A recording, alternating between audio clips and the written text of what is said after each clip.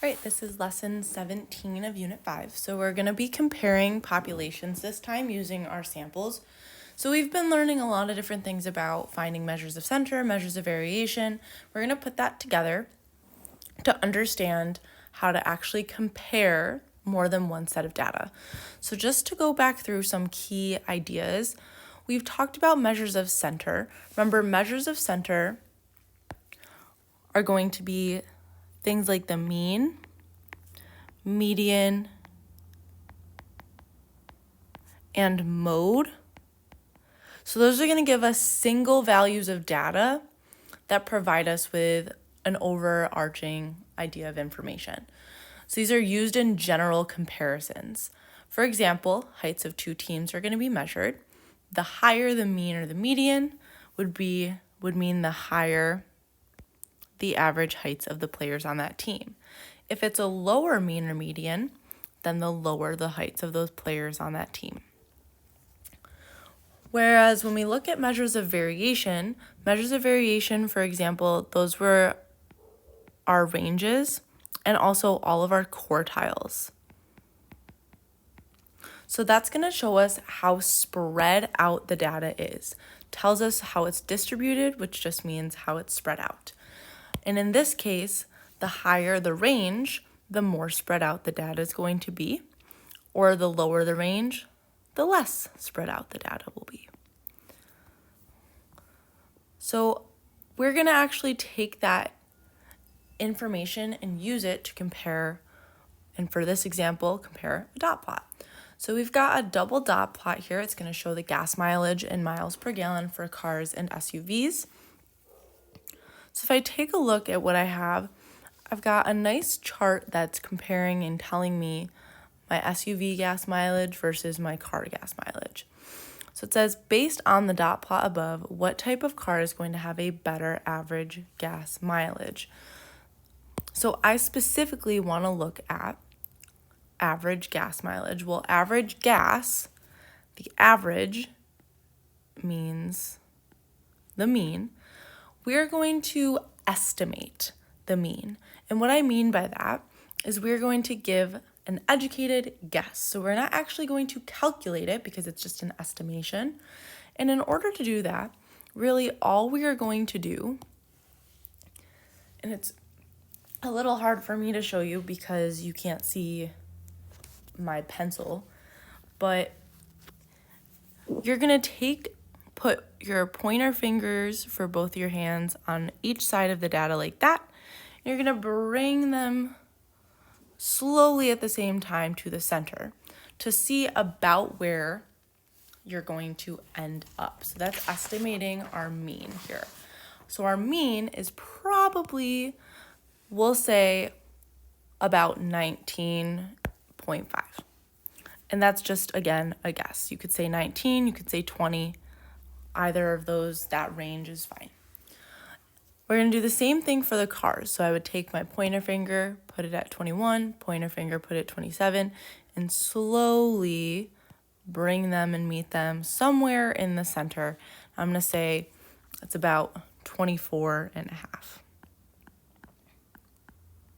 Again, it's just an estimation. So overall, based on that estimation, we can clearly see that for cars, they have a higher gas mileage. So the mean is higher for the cars. So that means they get better gas mileage. So we used our understanding of mean or median so we've used our understanding of finding and estimating a mean to create a comparison. And whenever we're creating a comparison, we always want a sentence for our answer, not a number. So let's go ahead and compare the range now. So with the range, we're actually going to calculate it. So range of SUVs, remember I'm going to take the highest value minus the lowest value. For my SUVs, I've got 22 minus 18.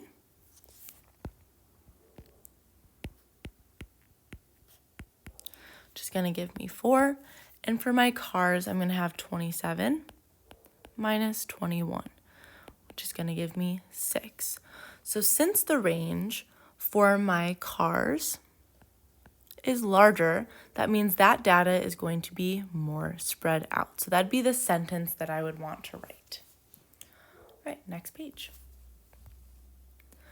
We have another example here where we're just given data. So we're going to figure out what to do when we are not given a graph that's already set up for us. So it says, with texting becoming popular, Linda wanted to determine if middle school students memorize real words more or less easily than fake words.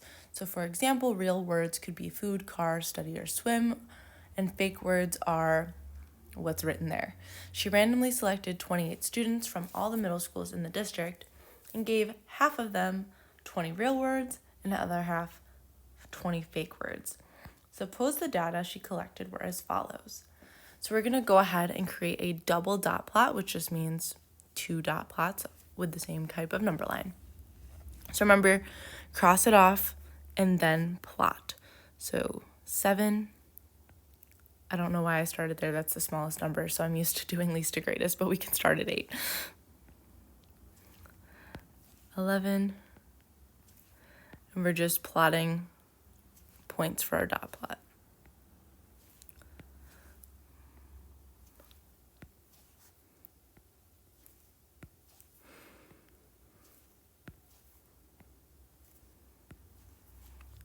Once you get done plotting the points for this one, you're going to create the dot plot for the fake words.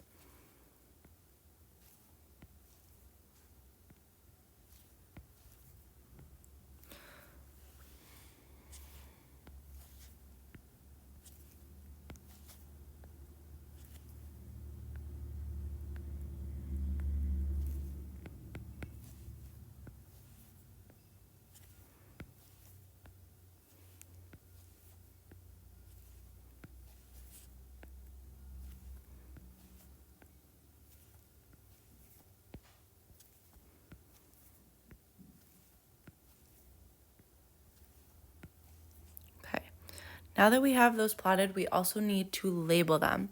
So this first dot plot is representing the real words. Second dot plot is the fake words. Okay. From looking at my dot plots, we're going to estimate the means. So just like what we did with our SUVs and our cars, we're going to go ahead and try to just kind of estimate with our 2 pointer fingers about where we end up if we bring them into the center. So I'm going to say that it's going to be about at, we'll say 10.5.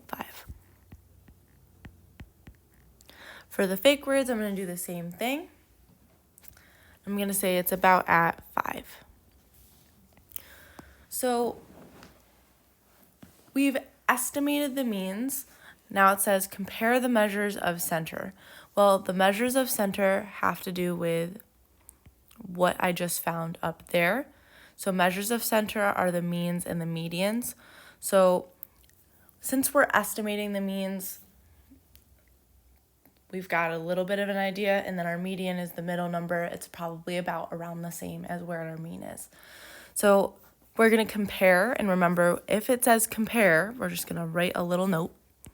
It means I need a sentence for my answer. Compare means you need a sentence for your answer. So based on the information that we have here, we can come to some kind of conclusion that students, on average, remember more real words.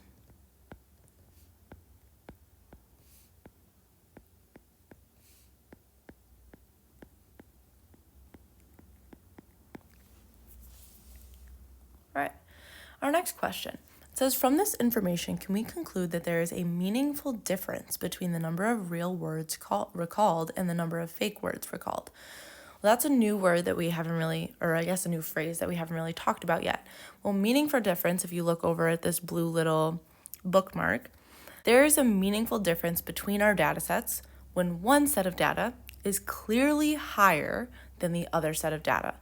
Or, in other words, the data doesn't really have too much overlap, so they're not right on top of each other giving us the same exact information. We can make some kind of conclusion. So we're going to say there is meaningful difference.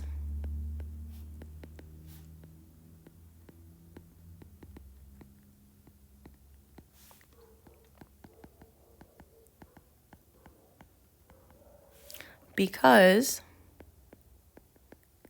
if I look up at my 2 dot plots, I can see that my real words are all above 7, whereas the majority of the fake words for memory are mostly below 7. So there's a very little overlap. So because there is little overlap. And that's the same exact reasoning you're going to give whenever there is meaningful difference. There is little overlap.